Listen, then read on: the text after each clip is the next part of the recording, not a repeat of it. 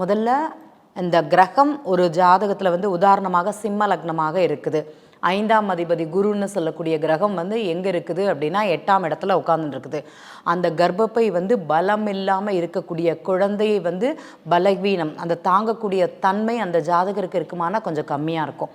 அப்போ அந்த குழந்தைக்கு தேவையான மருத்துவம் அவங்க எடுத்துக்கணுமானா கண்டிப்பாக எடுக்கணும்.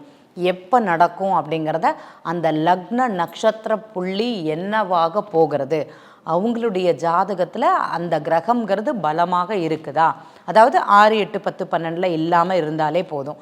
இப்போ உதாரணமாக ஒருத்தங்களுக்கு சிம்ம லக்னமாகவே இருக்குது, குரு 8ஆம் இடத்துல இருக்கிறாங்க, இந்த 5ஆம் பாவகம்ங்கிறது குழந்தை, அது 8ல் இருக்குது, மருத்துவம் தேவைப்படுதுங்கிறத நம்ம எடுத்துக்கிறோம். ரைட்டு. இந்த ஜாதகர் எந்த காலகட்டத்தில் அந்த மருத்துவங்கிறது அவங்க பார்க்கணும். உதாரணமாக இதே சிம்ம லக்னக்காரங்களுக்கு உத்தர நட்சத்திரம் போகுது அப்படின்னா சூரியன் தான் அதற்கு அதிபதின்னு சொல்லலாம்.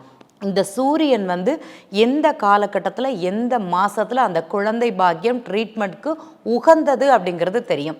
ஏன் சூரியன் எடுத்திங்கன்னா சூரியன் சொல்லும்போது எளிமையாக புரியும்.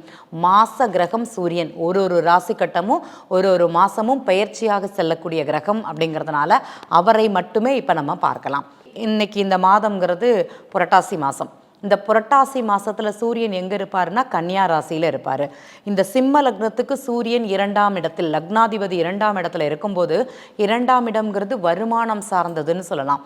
இந்த குழந்தை பாவகம் பார்க்கும்போது அவங்களுக்கு கொஞ்சம் இந்த வருமானம் சார்ந்தது, குடும்பம் சார்ந்தது, இந்த மாதம்தான் நமக்கு விரதங்கள்லாம் அதிகம், உணவு பழக்க வழக்கங்கள், இதன் மூலமாக அங்கே கொஞ்சம் அழுத்தமாக இருக்குமானா அந்த கணவன் மனைவிக்குள்ள அழுத்தம் அப்படிங்கிறது இங்கே அதிகமாகவே இருக்கும்.